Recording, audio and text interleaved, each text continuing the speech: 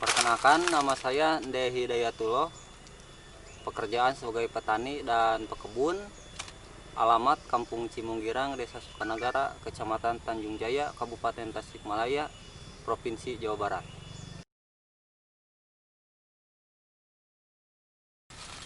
Saya memiliki luas lahan kebun seluas 400 bata yang ditanami berbagai tanaman seperti alpukat, manggis, dan lain-lain, dan sawah sekitar 100 bataan ditanami tanaman sayuran dan padi.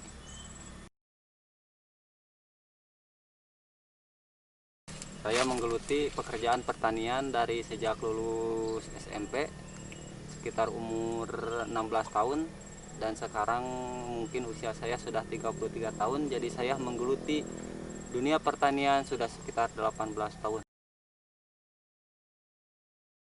Saya memilih menjadi petani karena pertama mungkin hobi dari kecil adalah petani.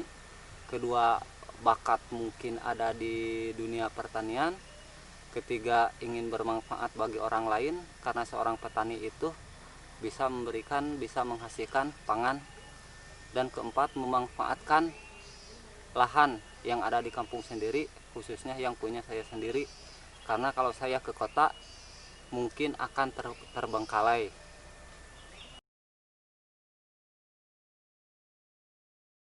Untuk saat ini yang sedang saya tanam seperti biasanya, pertama kan pertanian sawah. Pertanian sawah saya tanami berbagai macam palawija seperti jenis sayuran kangkung, bayam, sawi, bonteng, cabai, dan lain-lain. Selain itu saya juga berkebun, tanaman yang ada di kebun seperti pisang dan tanaman tahunan. Saya mencoba untuk saat ini menanam jenis alpukat jenis Miki.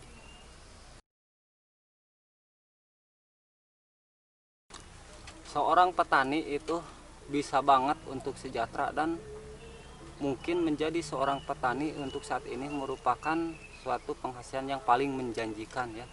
Karena pengalaman saya sendiri, mungkin teringat masa dulu saya bercocok tanam itu hanya memiliki lahan sawah sekitar 10 bata, itu pun dari garapan dari orang tua, dan kebun sekitar 50 bata.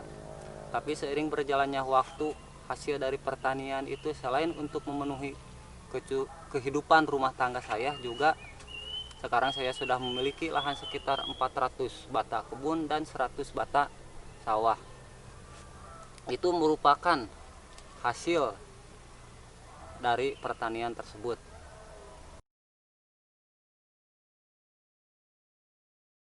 Pengalaman pribadi saya, kesulitan seorang petani adalah yang pertama tingginya biaya operasional. Artinya tingginya upah untuk di daerah. Misalkan di sini dari pagi sampai sore itu sekitar 70-80 per hari. Kedua, tingginya harga pupuk dan langkanya harga pupuk, karena mungkin kurang adanya perhatian dari pemerintah, sehingga saya sendiri sering menggunakan pupuk alternatif seperti kotoran domba. Emang hasilnya lebih bagus, tapi kan memerlukan waktu yang cukup lama untuk diserap makanan. Ketiga, distribusi hasil pertanian. Distribusi hasil pertanian merupakan salah satu faktor penghambat pertanian yang saya rasakan. Jadi jauhnya. Pertama, misalkan contoh, saya menjual harga kangkung per ikat 500 ke tengkulak kecil. Dari tengkulak kecil ke tengkulak besar itu sekitar 1000. Dari tengkulak besar ke pasar sekitar 3000. Dari pasar menjual ke konsumen sekitar 3500. Jadi perbedaannya itu sangat jauh sekali. Andaikan kita bisa memutus rantai tersebut antara si petani itu, syukur-syukur langsung bisa ke pasar, itu dapat meningkatkan taraf hidup petani, karena petani bisa makin sejahtera karena harga meningkat.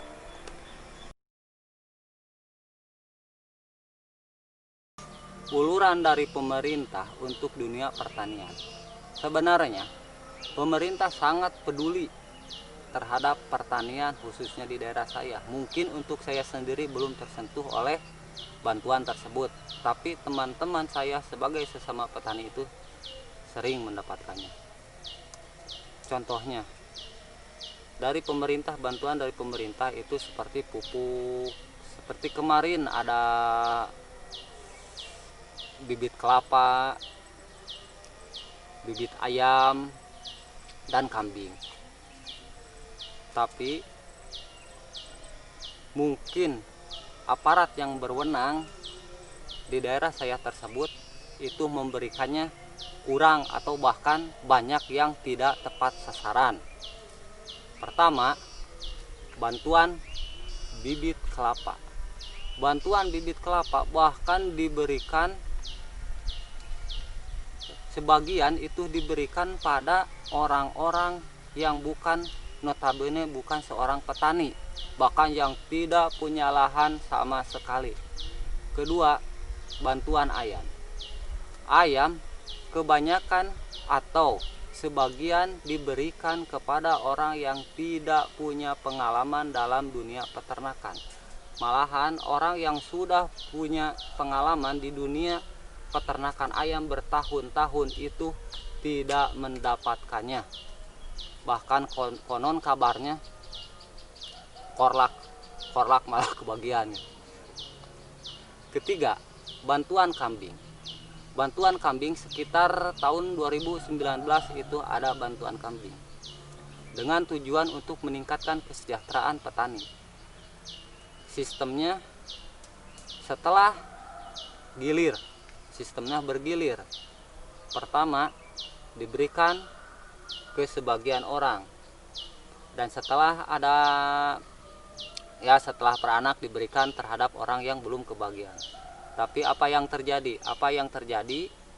Malah seorang petani yang sudah mendapatkan itu malah dombanya dijual.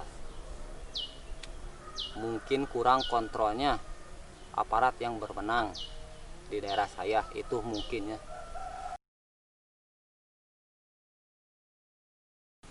Petani kita mungkin kelihatannya sebagian besar itu tidak sejahtera. Mungkin pertama dari faktor pengetahuan sumber daya manusia terhadap pertanian yang kurang. Kedua, itu dia tadi kata saya di sini operasionalnya tinggi. Dan yang ketiga dari banyaknya di sini yang kurang pengetahuan tentang pemasaran. Jadi banyak komoditas petani yang malahan sampai tidak terjual sama sekali. Terus yang ketiga, belum adanya bimbingan yang maksimal dari aparatur setempat.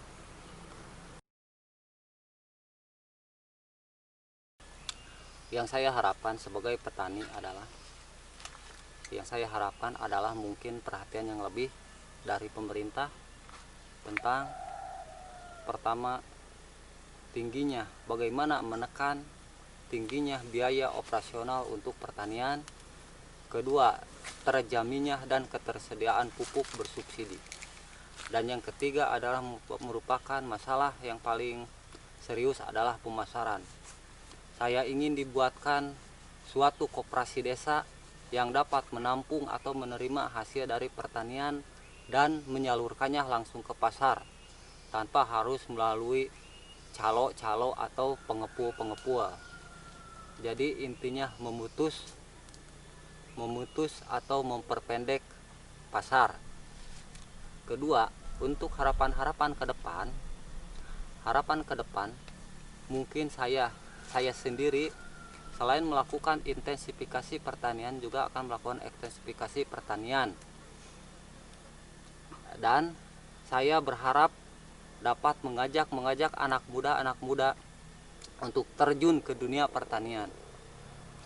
Harapan saya ke depan.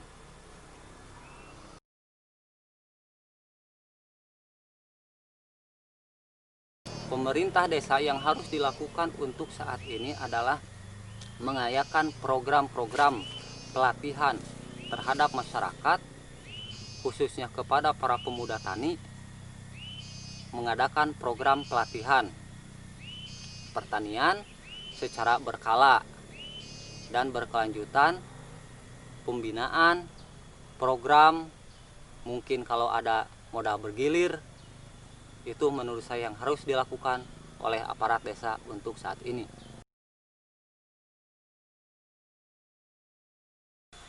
Sebagian orang atau kebanyakan orang itu tidak tertarik terhadap dunia pertanian. Pertama, dunia pertanian tidak menghasilkan uang yang instan, seperti orang yang bekerja di kuli di kota. Kedua, faktor gengsi, karena menjadi seorang petani itu harus bisa berkotor-kotor itu dengan tanah, berpanas-panas, dan berhujan-hujan. Dan yang ketiga, mungkin ya tadi sudah disebutkan, itu mungkin faktor terbesar adalah gengsi. Sebenarnya kalau mau di desa ini, di desa Sukanagara itu sebagian besar itu memiliki lahan untuk menggarap pertanian, namun malah lebih tertarik bekerja di kota. Jasa petani terhadap bangsa itu besar, menyediakan pangan untuk kehidupan bangsa ini. Seandainya pemerintah hanya mengandalkan impor, mungkin devisa akan habis oleh impor pangan tersebut, karena pangan merupakan konsumsi terbesar mayoritas penduduk Indonesia.